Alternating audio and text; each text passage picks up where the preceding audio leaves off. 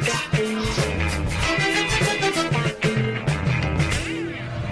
a fucking camel on 309!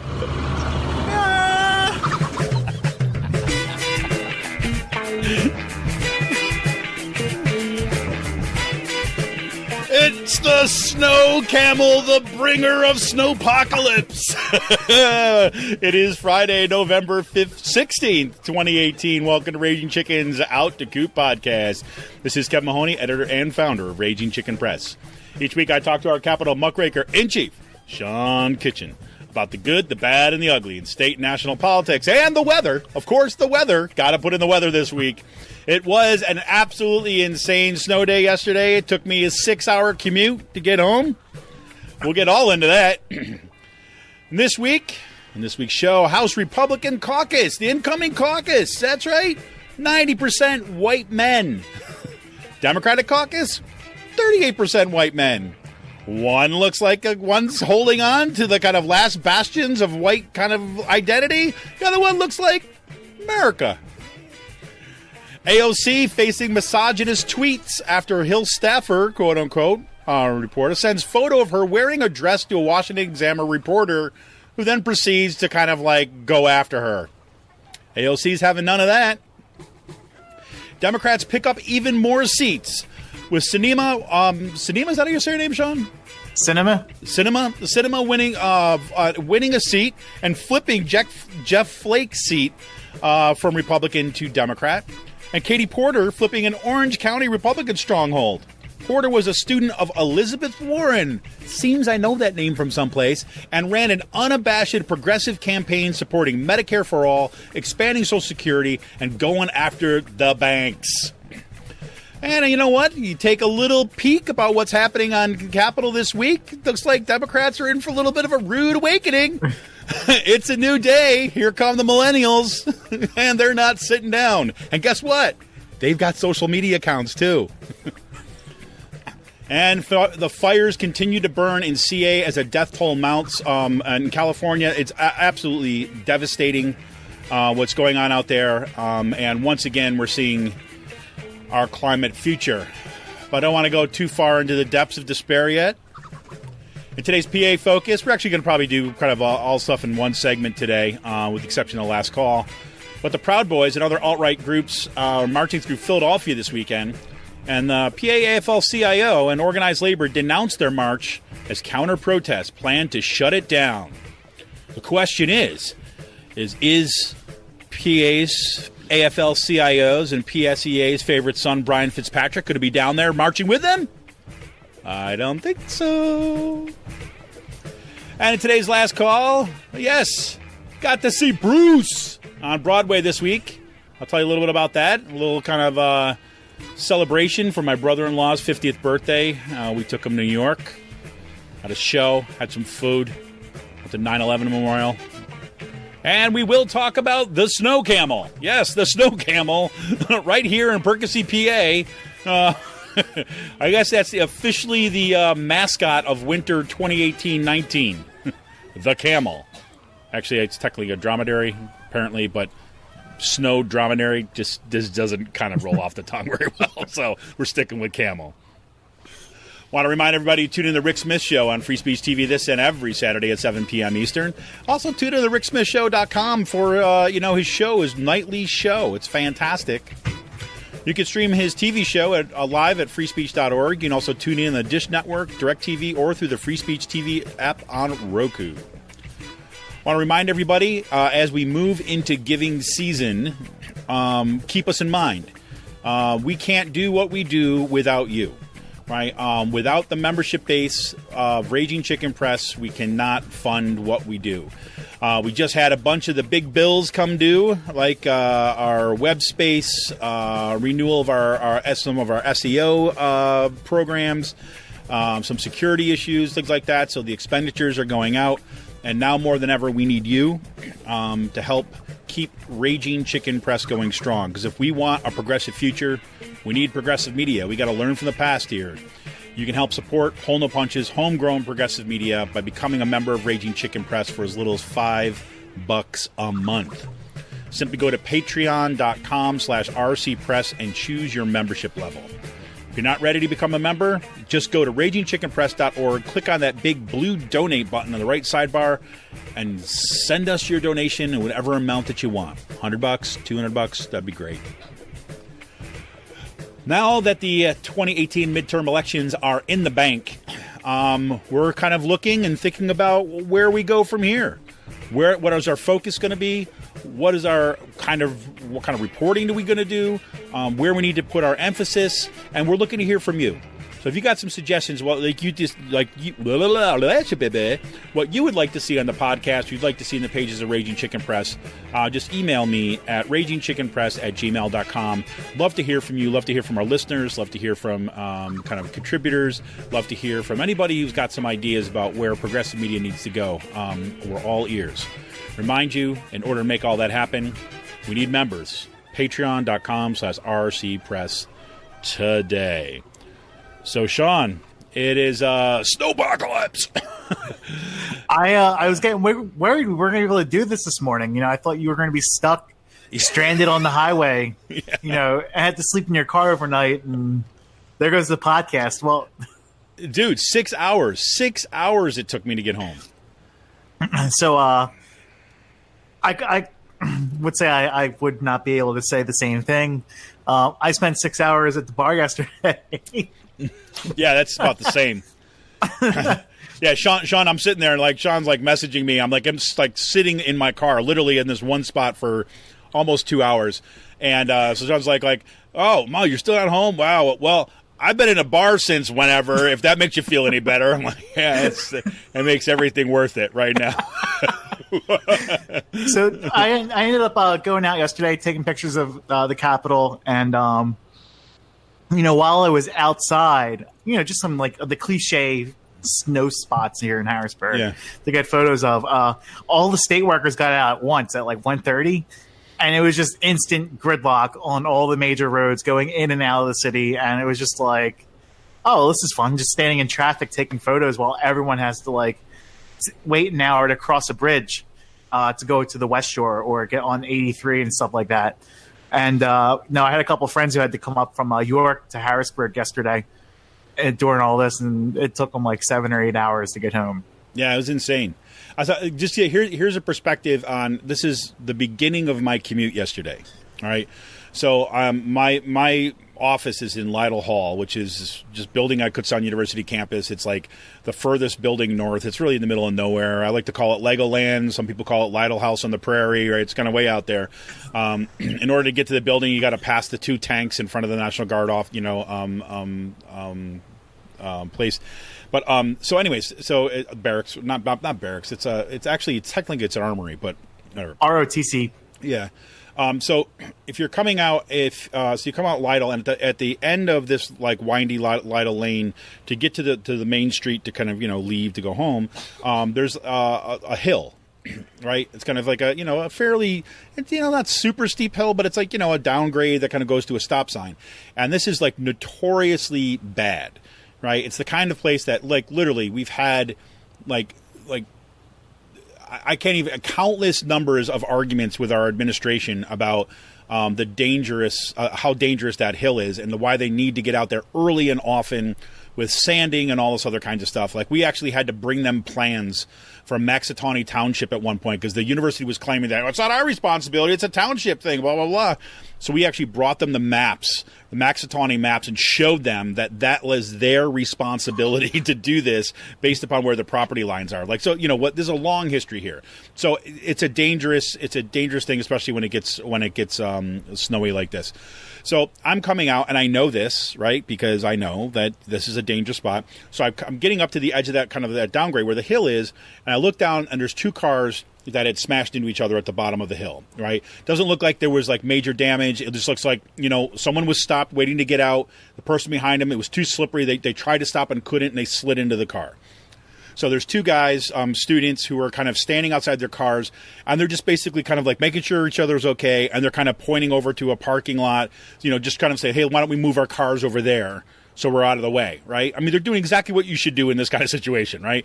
They recognize they're in a bad spot. They make sure they're okay. They look at the damage. They say, let's move our cars out of here so we don't, cause any other obstructions. So I'm at the top of that hill. So I'm like, okay, this is dangerous. So I put on my hazards and I stop, right? So I'm sitting there. I got my hazards on so that people behind me know that, okay, there's something up here. So I'm sitting there, and I look at my rearview mirror, and this car comes out. The student is kind of driving behind me. I got my hazards on, and he's coming up, and he speeds up and passes me, right? It's just a small two-lane street, right? He starts to pass me, and I lay on the horn. I'm like, what the fuck are you doing, And I'm laying on the horn in part to say to him, what are you doing? But also to warn the people that are standing by the cars at the bottom of the hill. Right? So the bottom of the hill, they look up and they're like, no, and they kind of like jump back. His car can't stop, right? It's probably going at this point, probably about a good 20 miles an hour, right? Can't stop, bam, right into those cars, right? And it's like smashed right into it. And the guy's like, and his car was, I mean, it was a hard hit. And then he gets out of the car and he looks at me, right? And I'm like, what are the Joes doing? So that was the beginning of my commute home. Right, and then it went downhill from there. So it was like that. So yeah, it was something else. It was something else. Yeah, I can't believe it. Like, so yesterday morning I got up early, went to the gym, and I went to go get coffee right before the snowstorm happened, and I was surprised that like none of the roads were pre-treated. Mm-hmm. And same in our area. Yep, exactly. I'm just like, man, either the schools are going to get this one wrong, and we're going to get nothing. Or the city's going to get this one wrong, and we're just going to get, like, none of the roads were touched up. Nothing could get plowed till last night. And, yeah, it was I guess it caught everyone off guard. Well, I think, look, maybe everybody in PennDOT was just kind of following John Mysick on Twitter, right? And they were going with the Mysick principle. You can't do anything until there's snow on the ground.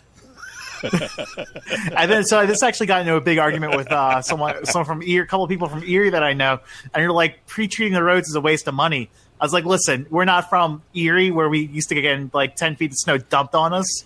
We're used to getting like 3 or 4 inches of slush, and right, having that stuff. Like, either way, there should have been salt or brine on the ground, so this stuff was melting. I mean, it just stuck right away. I'm just like, oh boy, this is not going to be good. It was bad. No, and like in Erie, it's like in Erie, they're in part they're right. If you're going to get like feet and feet of snow, it's not really going to help you out that much, right? But you're absolutely right. 'Cause none of the roads in our area were pre-treated at all. Usually when they put the brine down, and out at Kutztown, it was like it was funny. This storm was a crazy one because it was at Kutztown at least it rained for about. Rain/sleet for maybe like 15-20 minutes before it started really heavily snowing. So there was like that icy glaze right underneath, and then all the snow got dumped on top of it. It was just a disaster. Oh no, it snowed out here, and we were like thinking everyone was calling for like 1 to 3 inches, and it we ended up getting like close to 8 to 10 in Harrisburg.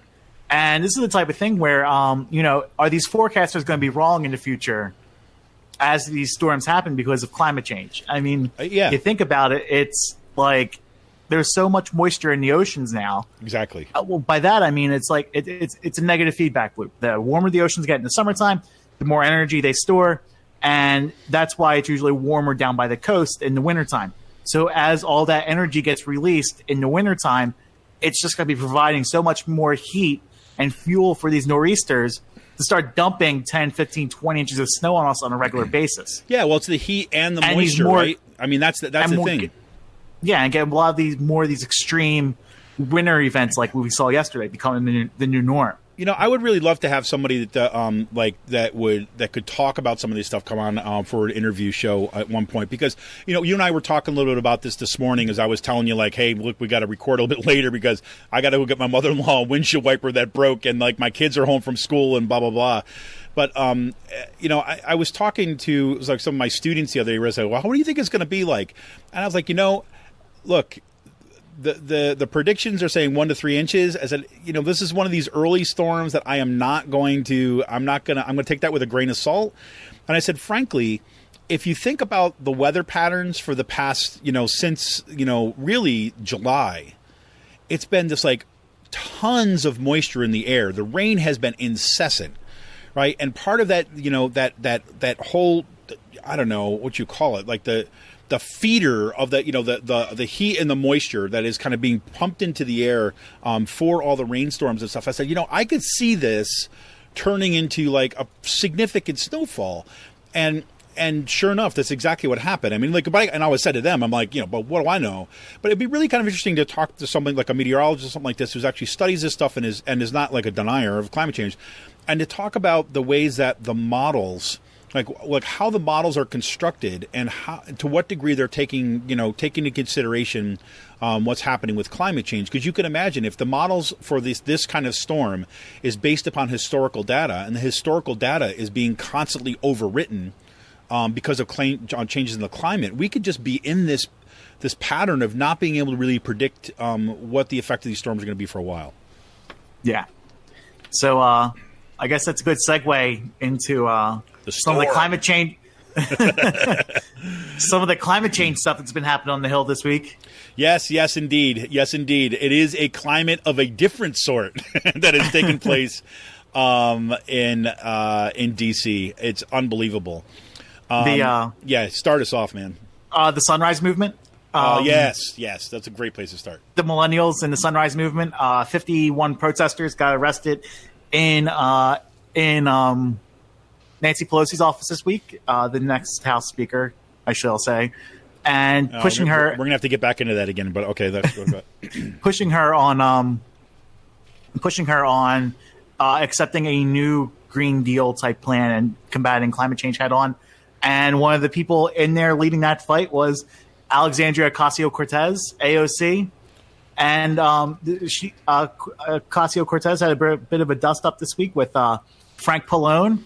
And just as we were going on, 40 Sunrise Movement protesters, all like 18-year-olds, were in Frank Pallone's office giving him a hell of a time. There you go. To start pushing him on climate change. And this is the type of stuff that we're going to need to happen. One of the things that, she has social media accounts, and these kids have really well-tuned social media accounts. That's absolutely right. And so, I mean, just run through this. This week, Alexandria Ocasio-Cortez, AOC, this week alone shows you that fingers crossed, what I hope we can expect going in. And because everything from, she was basically on her Instagram account this week. She was posting the videos of going through the tunnels, like the secret tunnels under the ground. I actually learned about those tunnels the first time I got arrested in Washington, D.C., blockading the Rayburn office building. Right, because we was like, you're not going to be able to. We're not going to let these folks out to be able to get over to the Capitol in order to vote for increased funding for El Salvadoran death squads. Right, so we were kind of locking our arms and everything, and we had some people come over and tell us that, they can actually get there by going through these underground tunnels in order to get there. And we're like, whatever, we're going to do it anyways. But the fact that she displayed that, right, and she was kind of narrating her experience of kind of becoming a legislature, as on the one hand, it's kind of like, this is just kind of what you do in social media, but I think it also demystifies that whole kind of that process and what this is like. So it starts from there, and then it goes to her participating in that sit-in and that protest in Nancy Pelosi's office. And then, as Politico was reporting this week, a fight broke out, and so I'm reading from Politico right now, in a closed-door meeting of House Democrats over climate change as a powerful veteran lawmaker fought with freshman star Representative Alexandria Ocasio-Cortez and other members-elect over the creation of a special panel for the issue of climate change.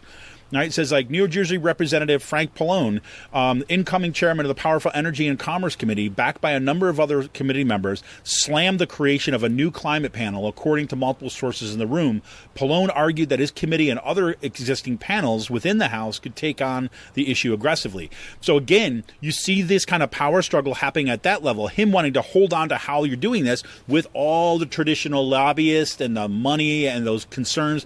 And you have not just AOC, but other members-elect coming in saying, nope, we're going to bull by the horns here. This is our future. We're going to take a much more aggressive approach. If that's what we're going to see, man, we're in really good shape. And it's also like the this week Fox News was scaremongering with the new people that were coming in, Rashida Tlaib, AOC, and a couple of other ones. You know, all women of color who were elected this year, trying to scaremonger these their viewers and saying these people support socialism and Medicare for all and free college tuition and stuff like that. My friends were like, yeah, they're actually doing, Fox News is doing better messaging for the Democrats than the Democrats are doing for themselves. Excuse me. Exactly. It's some of their tweets. I mean, I saw some of the tweets, conservative tweets and Facebook posts and things like this.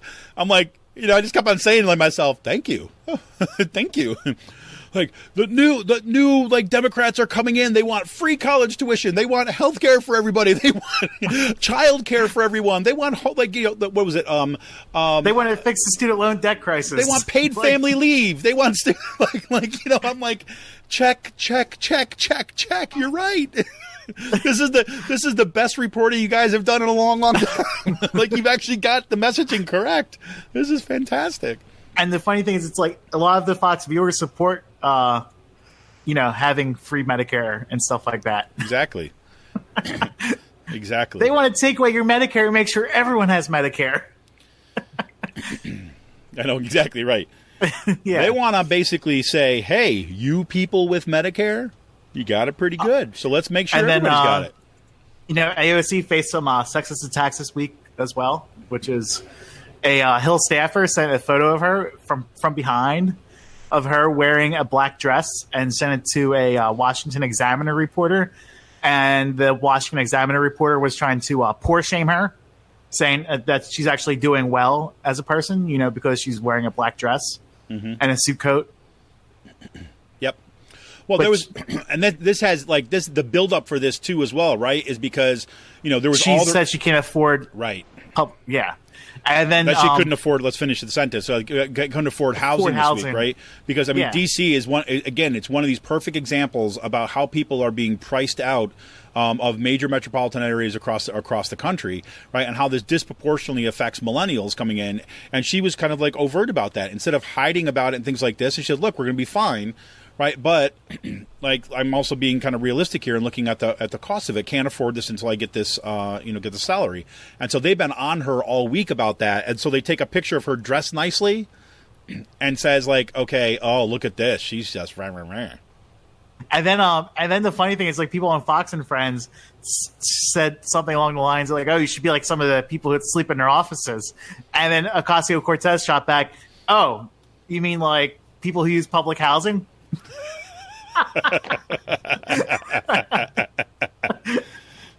So you support public housing is what you're saying. Yeah, what's awesome is those folks, they think they can't play the game as well as she can, right? In part because they're we're talking about different generational kind of response. They think when they tweet that stuff out and when they say that stuff out, they think that's going to only their people, and she's breaking right through that bubble and be coming right back at them. Yeah. So her messaging is on point. And then we have more pickups. Yeah. In the House and Senate this week. Yeah. Which is awesome. Yeah. And it's this has been an interesting, I was hearing this kind of debate back and forth about, about the metaphors of the wave, right? The blue wave. And Sarah Kendzior on her podcast with Andrea Chalupa this week, they were talking about, or she was basically saying is I've always disliked this metaphor of the blue wave, right? In part because waves come in, they crash, and things like this, but then they eventually recede. She says, I like to think this more about the kind of like our entire kind of water system that over kind of generations that fundamentally changed the landscape simply by running over rock and through dirt and all this other kinds of stuff. I thought that was kind of a really cool way of thinking about it, because this kind of rise, this blue tide, whatever you want to call it, is really kind of has this potential to change the landscape about how the Democratic Party operates both inside and outside the Beltway. Yeah, and so California this week, Katie Porter won her seat. She beat Mimi Waters out in Orange County, which is a huge Republican stronghold for the past 50 years, that whole entire county went blue. Yep. Like, there were only 2 districts in that were blue. The other 4, the remaining 4 of the 6, all went blue, and that was Republican stronghold for decades. That, and she ran on expanding Medicare, Social Security, universal health care, and going after the banks. She was a student, a literal student of Elizabeth Warren. And, also back here at home, people really aren't talking about this, but what's happening in New Jersey. Yeah. No kidding. Is fundamentally different. I mean, Tom MacArthur, who was the architect of destroying the ACA, was voted out this week. And Andy Kim, again, another person who's not a bald, white, middle-aged white person with a goatee, like a Matt Briette lookalike, was defeated. Yep. This, you see that, you look at New Jersey, and New Jersey was gerrymandered with a Republican governor, with Chris Christie. And, they broke a lot of these gerrymanders. And as a wave perspective, yes, I believe that this was a blue wave, in that sense. And Yep. Some people are saying, well, the Democrats only picked up 30 seats and it's not that much. No, but it's at right now. The amount of people who had to have 36 come last out, night went 36 as of last night, and then it's like we're up, and it could go as high as 40. But the amount of people, yes, Republicans had their elections that have 70 and 50 seat swings, but the people, these seats were so gerrymandered. Yep. Where you needed such a high voting turnout, historically high turnout, to happen to flip these seats. Yep. And that's what happened. No, exactly. I think it's incredible, and I don't know if you saw what happened in, just to give you the perspective. Like we said here, the House Republican Caucus is 90% white men, is increasingly the party of really kind of white nationalism. Well, and it's got to be even more, because it's basically it's that white nationalism, that idea about white identity combined with patriarchy and combined with class. Right, that's what that is all about. Is the real House? I mean, literally, in the actual numbers of people and the way that caucus looks now, and compared to the Democrats, it just is that way, and which is going to create this kind of more reinforcing, a self-reinforcing bubble. So, I was looking at I don't know if you saw this about what happened in Kansas this week, right? Where there's I'm trying to let's see if I got this. There's a Leavenworth County Commissioner, Lewis Klemp, right? Basically, he's being. He was basically at this meeting, right? And he's like, so I was reading this one part. The Kansas County Commissioner is facing calls to apologize after telling a black woman that he is part of the master race during a routine public planning meeting. The remark was made on Tuesday by Leavenworth County Commissioner Lewis Klemp, a white man, and seemingly directed at a woman presenting for an architectural firm. And it has been branded as racist and so on. She was this black woman who came in, and he basically says, I don't want you to feel like I'm picking on you because we are part of the master race, he said in the meeting. You have a gap in your teeth, and you're the master race. You have a gap in your teeth. Whatever. You're the whatever, something else. So don't ever forget that. But basically, that kind of logic, right, being spoken out loud is like what we're seeing as the last gasps, right, of kind of when this kind of identity comes to forward. And the Republican Party that's the bastion for it. That's their last little home. That's the island that they're sitting on right now. And that's not going to be able to stand. Right, increasingly in the states, especially just exactly what you're saying, even in these gerrymandered districts where Democrats had no business winning some of those races, under a normal election season. This is a whole different ballgame. Like Staten Island, one of the whitest white districts you can get in pretty much the whole entire country. Right. Yes, went to a Democrat. And it's and it's the white nationalists that's going to be their ploy, is to take over the Republican Party. Well, they already have. Let's be clear. Well, yeah. No, but to make it more mainstream. Well, no. Look, I would argue that they've already done it. Right. This has already been, because that's who they are as the party.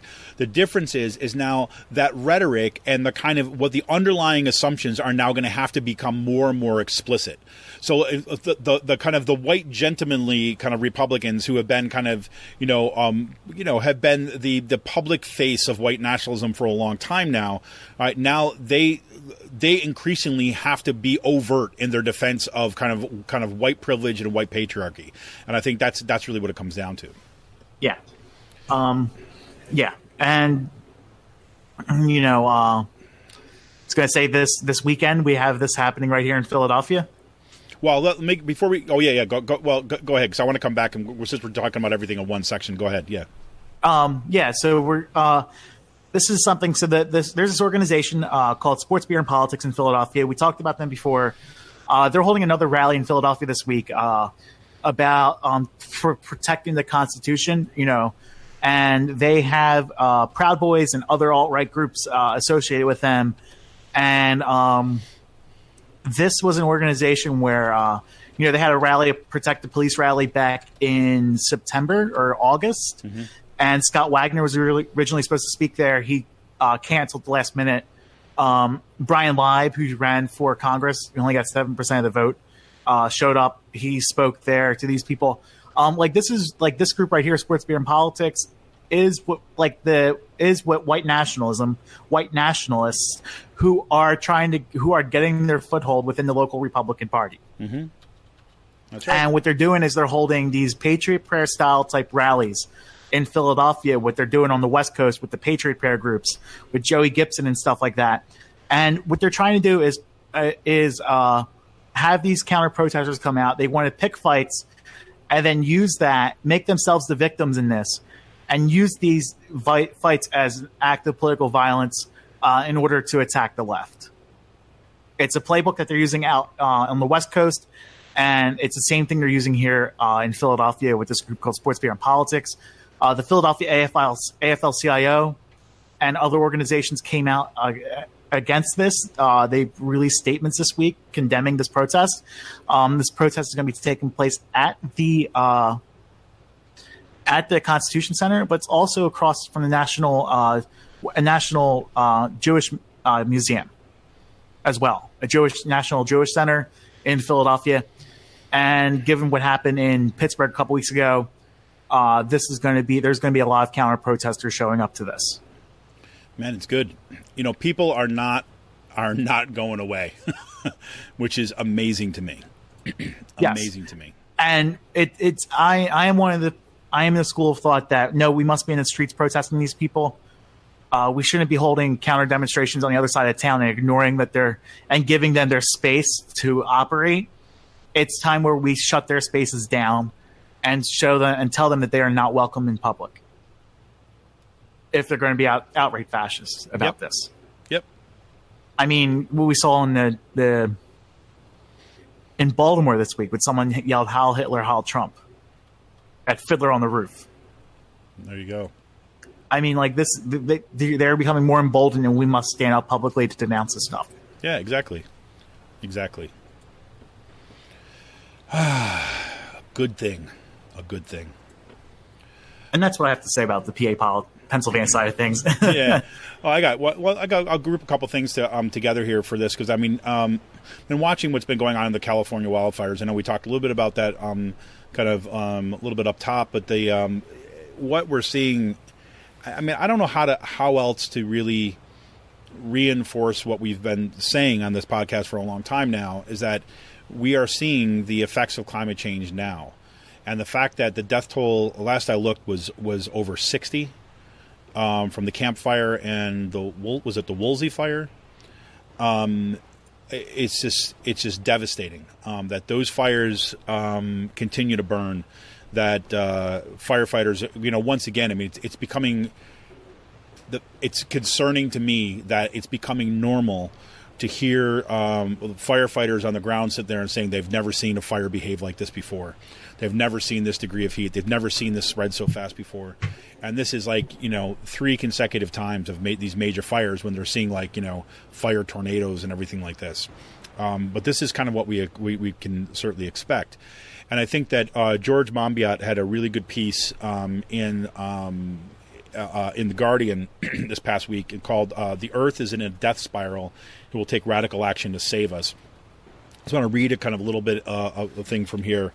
He says that I don't believe that such a collapse, like a climate collapse he's talking about ahead, he says, is yet inevitable, or that a commensurate response is either technically or economically impossible. When the U.S. joined the Second World War in 1941, it replaced a civilian economy with a military economy within months.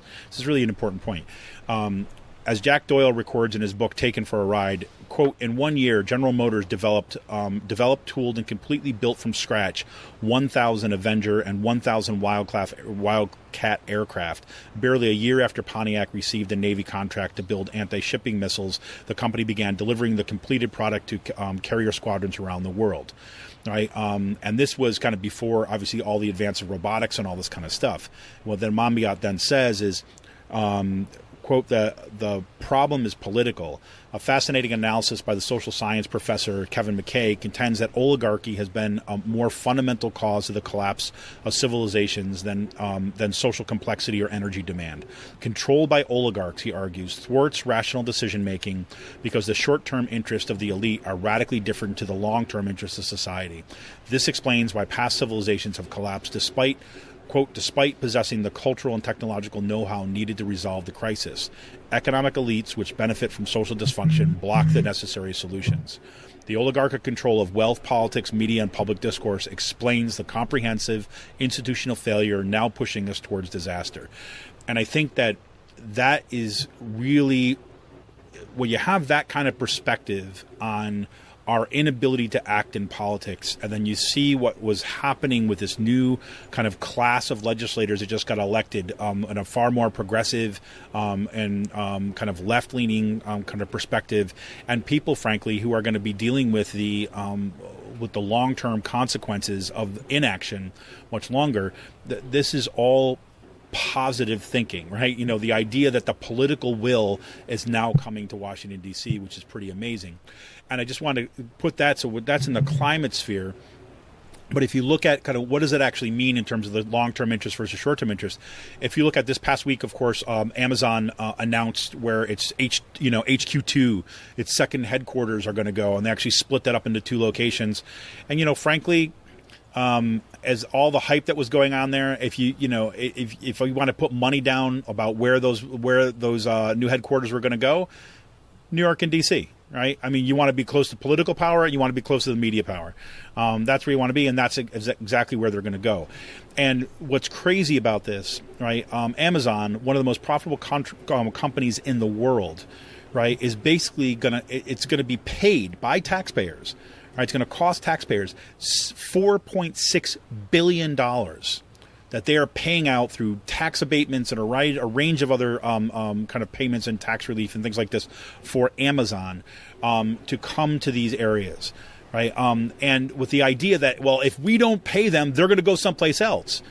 And, you've got kind of like millennial activists, right, basically saying, and so let them go. What are they going to bring? Minimum wage warehousing jobs, right? They're going to kind of they're going to ramp up kind of housing costs even higher than they are already. Let them go to someplace else. Fine. If they want to be in New York, if they want to be in D.C., they pay us, not the other way around. And that's that equation that is so out of whack in terms of what the interests are of that billionaire class of people like Jeff Bezos and Amazon and all their ilk, and what our long-term interests are. And that is going to be the defining struggle, in my mind, of this next several years, right? And I think that has got to be front and center as we move towards thinking about the next round of elections in 2020 as well. Mm-hmm. So as kind of way of kind of putting a button on that, I have to say that I don't know if you saw this or not, but Pennsylvania is actually putting forward a new energy plan called Finding Pennsylvania's Solar Future.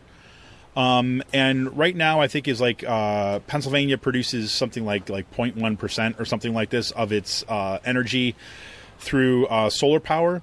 And now they're calling for increasing that to 10% by 2030. And that was interesting, right? The fact that you're seeing a plan moving forward for solar in the midst of an economy that has been dominated by the extractivism, with fracking and the other kind of big oil kind of fossil fuel industry here. So I'm going to be really curious to see where this goes, and to see if we get a kind of a really vigorous embrace of this kind of policy by Tom Wolf, by John Fetterman, by the kind of newly elected legislators in the state of Pennsylvania. Yeah, no, it'll be interesting. So we remind everybody, because the state of Pennsylvania is the third largest carbon emitter in the United States after Texas and California.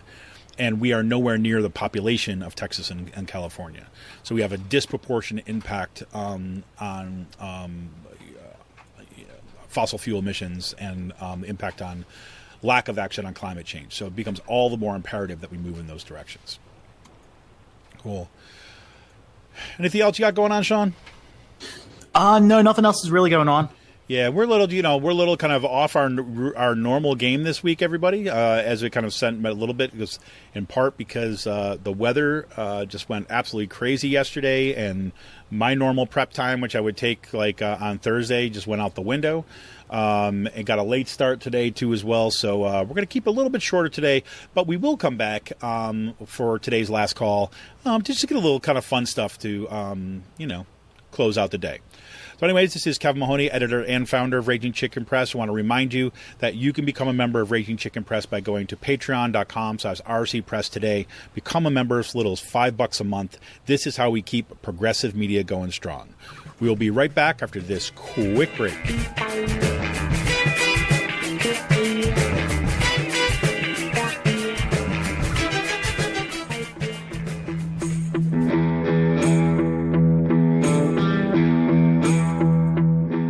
This is Kevin Mahoney, editor and founder of Raging Chicken Press. For the past 7 years, Raging Chicken Press has brought pull-no-punches, progressive reporting and commentary to the interwebs. Our long-form investigative pieces, stories that no-access journalist wants to touch, or rollicking weekly podcasts strive to advance progressive movements and perspectives rooted in the struggles happening across the country or down the street. We've broken national stories and caused our share of discomfort in the halls of power. If we want a progressive future, we need progressive media. And you can help support Pull No Punches, homegrown progressive media today. Become a member of Raging Chicken Press for as little as $5 a month. Simply go to patreon.com/rcpress and choose your membership level. We need to make sure to keep the movement in the media and the media in the movement. Best way you can do that is to become a member of Raging Chicken today by going to patreon.com/rcpress. Thank you for your energy, your encouragement, and your support. Keep up the fight.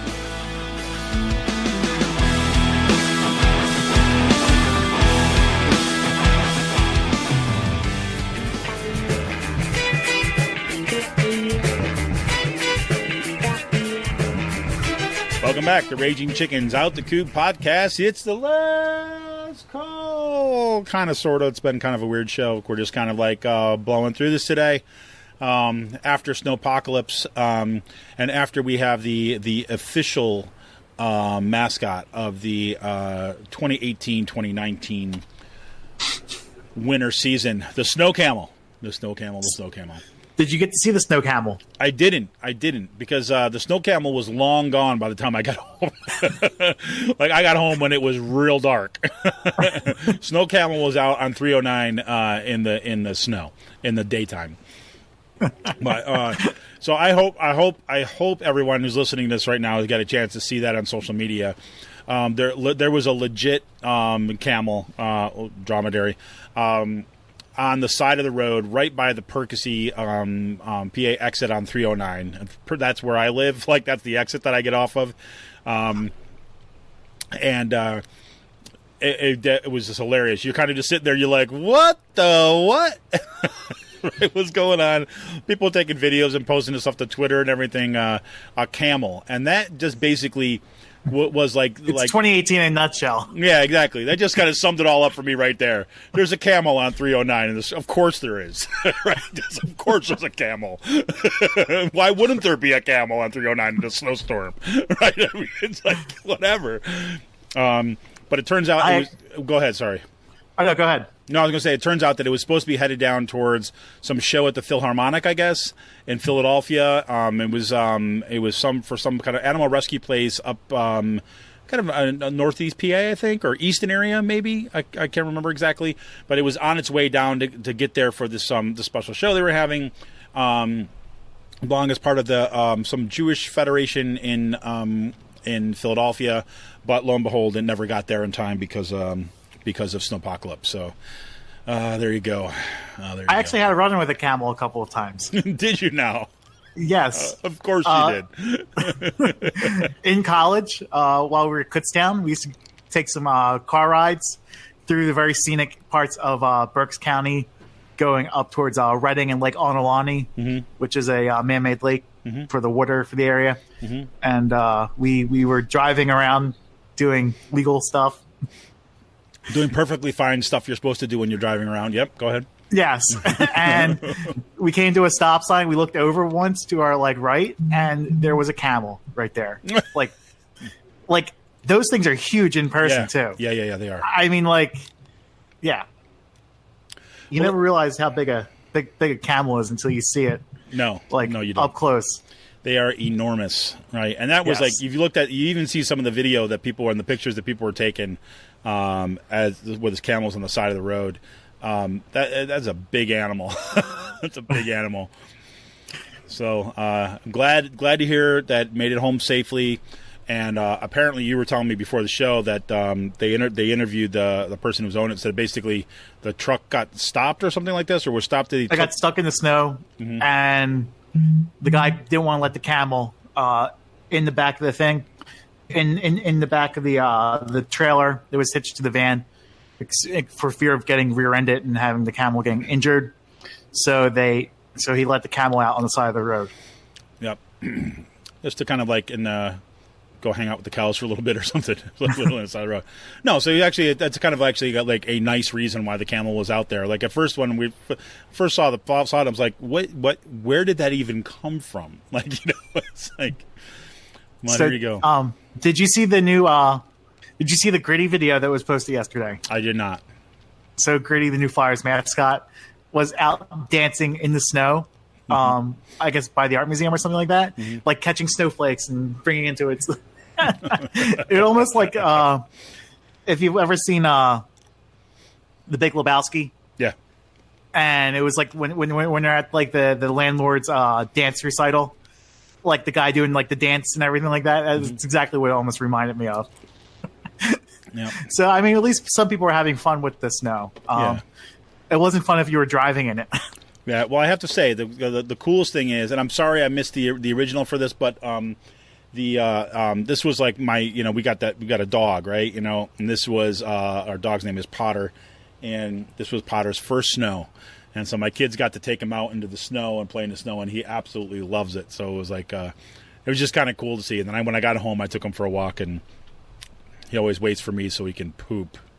Right? Well, he was waiting for a while. Well, no, I mean, he went earlier, but he was just jumping around, and it was kind of fun. And then we came back out and did some more shoveling after I got home. My daughter came out, and we took him for another walk, and so it was just kind of nice. I was glad to be able to spend some time outside because I really do love the snow. I don't like sitting 6 hours and on the side of the road because people don't, whatever. Am I gonna get in that?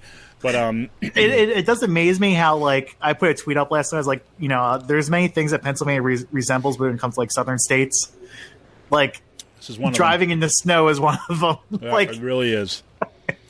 It's unless you're in really specific parts of the state that are northwest of the parts of the state around Erie and things. It really is true. I mean, the roads are not built for it. People don't drive like they know what it is, and it's. Did you see some of the pictures yesterday? The George Washington Bridge. No, I didn't was just gridlock. So the GW was just like completely gridlocked end to end because of a couple of accidents that happened on the bridge. So the traffic was so bad, people just left their cars on the bridge and walked home. And then New York for you. That's it. I'm done. I'm going home. And then the metro or the Port Authority closed with like thousands of people inside the Port Authority. They actually had armed security guards standing on the escalators, forcing people out of the Port Authority because of the buses were just there was no buses available. They were all just gridlocked in traffic. Oh man. I mean, yeah. Imagine. I just. It amazes me how like this caught everyone off guard. Yeah. Like, yeah, it really did. I mean, it's funny. When I was sitting there when I first got in traffic, so after the student accident that kind of happened right in front of me, I started to go home and so that kind of held me up a little bit. So I started to kind of drive home, and then literally like 5 minutes outside of Kutztown, I was just completely stuck in traffic. It was like stop dead traffic I was sat there for probably at least 45 minutes, if not an hour. And so I'm sitting there. I'm like, well, so I texted. Or I kind of posted some, messages like, hey, look, at least I got this snow to look at as I'm sitting here in traffic. And I send it back to our faculty listserv because, the university closed, I think, at 3 o'clock or something like this, right? And so I said, hey, just want to let everybody know, I'm stuck in traffic, blah, blah, out of here. And then all these people, like other people started posting, other faculty members started posting it to the website and saying like, hey, is there places where, where they can, there's a whole bunch of people that are stuck here. Where can they go? And so the university actually opened up and kept open some of the buildings to make sure that there was space for commuters who couldn't get home or couldn't leave to kind of. And I don't know if people ended up staying the night or whatever it was, but it was kind of like it was. Yeah, at that point, might as well just get a hotel. Yeah, no, exactly. I was getting like messages from people that are also like, "Are you home yet? I'm not home yet." I'm like, "No, I'm sitting here. Me too." But crazy. So that was that. But my big news for the week is this. So it was my brother-in-law's 50th birthday in August, and so my wife and I got him. All of us. So we all go together. Tickets to go see Springsteen on Broadway, which was like this thing was sold out. We had to get tickets like ages ago in order to be able to just even get tickets for it. And basically, it's like this. It's a was Bruce actually playing or no? Yes, it was Bruce Springsteen. Okay, so it's his Broadway show, right? And basically, what it is like I don't know if you know, he came out with a book like last year or 2 years ago, and the book was set up basically so you have some of his songs, some key songs and things like this in his lyrics. And the way they talked about it was kind of like, and him kind of talking about what it kind of informs his music and that kind of thing, right? And the book is actually much more in depth than that. And this show was originally pitched as kind of like, the Broadway version of that book. But basically what it was him basically telling stories about kind of going through his life and then playing some kind of, some of his songs in conjunction with these stories. And he did it in such a way that, like, when you heard the song, at least for me, right? Well, all of us who were there, right? We're talking there. When you hear the song again after him telling these stories, it changes your entire perspective on the song, and much more in depth. But this is more the more important part is that, he's going to be coming out with a live album. I guess I hope there's going to be a video of this too as well that they're going to release. It was one of the most amazing performances of anything I've ever seen in my life. It's like the degree of reflection and vulnerability and pain and honesty and connection with his songs is like, I don't know how anybody comes out of that kind of thinking that, anything but that, man, this is like a unique genius of a human being. And it absolutely incredible. That kind of like self-awareness and reflection, and this is like it's 5 nights a week, right? That the show goes on. That how you do that with that degree of kind of vulnerability and craftsmanship, and do this kind of performance in such a moving way every night. And this show's been extended like 3 times and all this kind of stuff. It was an amazing show, and the show closes in December. And so, to get tickets now is probably going to cost you like a crazy amount of money.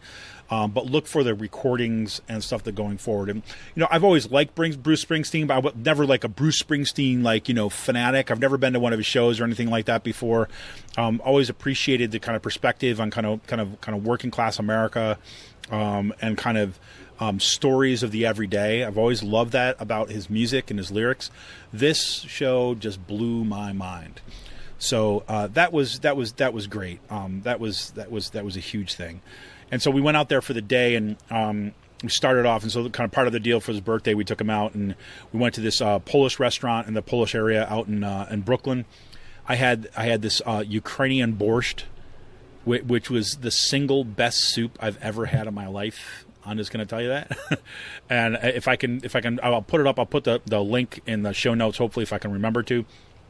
But it was like, you had this like huge amount of food for it was like for this lunch special, right? You get the soup, you get these sides, you get this huge, I got this honey pork steak thing, and it was like $12. It's like $12. It's like, we paid $12 if you go to freaking Red Robin for lunch, right? I mean, this is like, oh my God, it was incredible. And then from there, we went over to the 9/11 memorial, and I hadn't been there before. Have you been there? I have not, no. Yeah, I mean, it's definitely a must-see. It's so compelling. And you know what? I think my biggest takeaway of going to the memorial, I mean, other than just the sheer impact of the place and seeing all the names, and they put all the names are kind of etched, or not etched, but kind of like punched, like metal punched in this in the rim of where the crater is of the two towers, and they're all kind of like punched through. There's a light behind them, so the light kind of like illuminates the names kind of from behind. And every once in a while, you see a name with a yellow rose on it. And we just thought like maybe you get these yellow roses and, people put them in there to remember it. But no, it turns out that that's their birthday. So that every day when it's somebody's birthday, you've got, part of what they do as part of this memorial is they go around, they put a rose in their name on their birthday. Stuff like that was so moving. And what I thought was so important about that memorial is it's very similar to the Vietnam Memorial, right? Given the kind of like the racist rage and the anti-immigrant sentiments and all this other kinds of stuff that we've had in this country since 9/11, and now it is at a crescendo right now.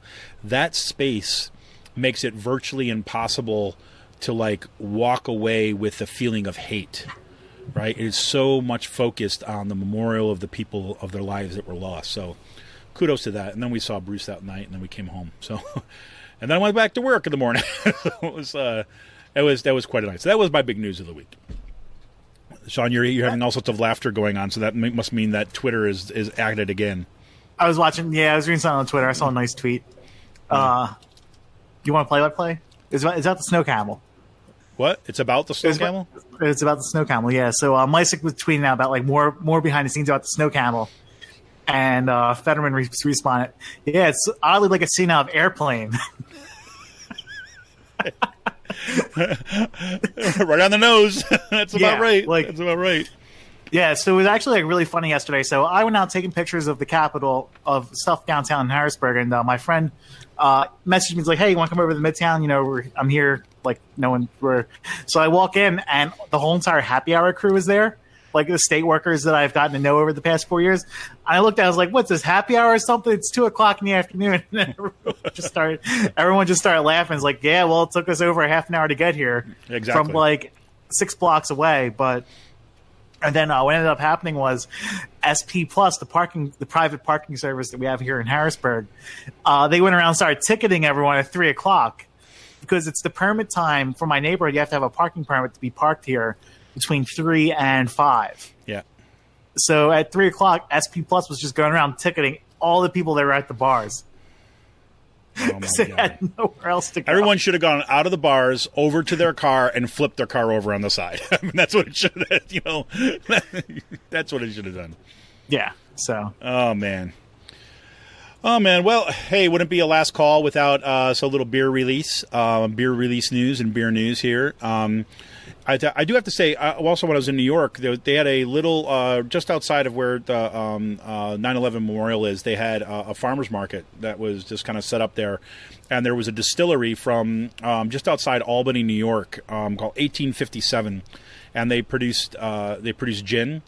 no, I'm sorry, vodka, and they had some samples there, and I got a bottle of some of these samples that they had out there. But that was cool to see, because it's like, again, it was another one of these like real kind of craft distilleries that is springing up.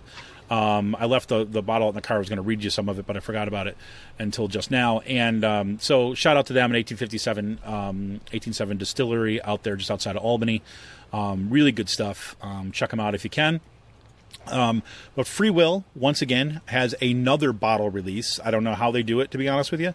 But that is going to be released tomorrow. And it is called Fenberry Sauce. It is a sour ale aged in oak casks with cranberries, and it comes in at about a 5.9%. And this is like, it's meant to be the next staple at your Thanksgiving table, right? It's basically what it is. So here's a little read on it a little bit here. It's named after the English word for cranberry. This barrel-aged sour ale was carefully blended to showcase the crisp tartness that accompanies the bog-grown fruit. Notes of cranberry skin, earth tannins, subtle oak, and make this pink-hued beer the perfect addition to your holiday cheer. It's available in both the 3 to 75 milliliter and 750 milliliter bottles, and in both tap rooms will have it beginning Saturday. That is tomorrow at 12 p.m. So I'll be there, hopefully to pick up some extra bottles. Hopefully let you know what's going on with that, and so on. So that's my news for the week. Anything else, Sean? I'm going to be watching Eagles lose on Sunday. So yeah, you mean again, right? I mean, just saying. Yeah. So Ryan Costello, one of the moderate, self-proclaimed moderate Republicans, is on Twitter the past couple of days, and he's been trying to relitigate the Supreme Court case that overturned all of the gerrymandered maps here in Pennsylvania, and trying to say that this was this election was won by special interests, and that this was rigged from the judicial Supreme Court and stuff like that. Well, did you hear? Yeah. Did you? Okay, I'll just lay this into as well. I just put this in the side of whatever. So I think I want to say it's the Washington Examiner. I might be wrong about the source of this, but there was some posts that were coming out today about what was it, Broward County, that just got that down in Florida, because we didn't really talk about all the stuff outstanding. Yeah, they handed their election results in 2 minutes late. And they're not. Yeah, I heard about this morning. Right, well, and they're not accepting them. Right, they're not accepting them. But here's the thing. So here's the spin that the right wing media are putting on this. Right, in some circles, they're basically tweeting out stuff like, "Oh, the Democrats of Broward County handed in the election results late, so that the Republican vote counts that would increase the Republican totals couldn't be counted." Can you what? If people outside of this country, if this election happened any other developing nation or first world country, any other nation, yes, any you don't need a modifier in front of nation, other place. if what happened in Florida and Georgia happened in any other country in the world, the election shenanigans that were going on, we would be calling on the UN, the UN and others to oversee the unfair election processes that were going on. Yep. This is we would be demanding we would be calling these election results unofficial or corrupted and tainted and stuff like that. Yeah. And one of the things I am glad the Democrats said they're going to do, one of their first priorities is to have an overhaul of the Voting Rights Act or our voting system as their first top priority when they get to when Congress returns. There you go. Which is good. Yeah, and I'd like to see automatic voter registration and expanding the Voting Rights Act to the whole entire country instead of the different districts that were torn down in Shelby in the Shelby case. So right, I have said, look, I'll say this again. One of the things that this is, the minute that you hear any kind of Democrat, like especially in the representative in Congress, right, in the House, any of them kind of out there start complaining about how they have no power to do anything, right? You need to kind of like call them on this immediately, because what they have the opportunity to do, right, is to start passing bills. Right, not just Russia investigations. You want to do that, great, that's fine. But you start passing bills and setting the agenda. So for number one, voter, like again, exactly you said, voter protections. You want to kind of like change the, make sure that people have access to the right to vote. Change the election system in such a way that you're not going to have this kind of nonsense that happens over again. You want to have a kind of Medicare-for-all bill. That's what you want to have, free college tuition pushed forward. Right, these are absolutely critical bills that can be put forward. And then yes, it may be true that once it gets to the Senate, the Republican-controlled Senate, they're going to shoot it down. But that doesn't matter. That should not hamstring in your ability to pass this. Right? If anything you learn from the Republicans is that one thing they do is that even though that they could not get their kind of like repeal of Obamacare passed, that they went ahead and did that. Why? Because they're establishing an agenda. And the thing is that once you start kind of putting together bills and passing bills, even though if the end result is that that thing is not going to get passed, what you're working out is you're working out the details of those bills. Right? You're working out the specifics in law and policy about how those things get forward. So when you get to 2020, and if we do have Democrats in the White House, Democrats in the Senate, and Democrats in the House, right, you've already got your package, right? You're establishing the campaign now, right? And you're doing it on things that people actually freaking want, right? That's what we need, right? So, blah, once again. Anyways, anything else for go to the order, Sean? No, that's good. I'm good. All right, man. Well, we're going to kind of leave it there today. Want to thank everybody for tuning in, and I hope everybody got home safely. I know that there's a lot of pictures and posts that are up there about some people getting in accidents, having to abandon their cars. I hope people got home safely enough, and then let's see if we can do something different next time we have a snowstorm. What do you say? What do you say, PennDOT? What do you say, every institution that's out there that has workers, right? How about that? This is Kevin Mahoney, editor and founder of Raging Chicken Press. Thanks a whole lot for tuning in today, and we'll see you next week right here on Out the Coop. Until then, see ya!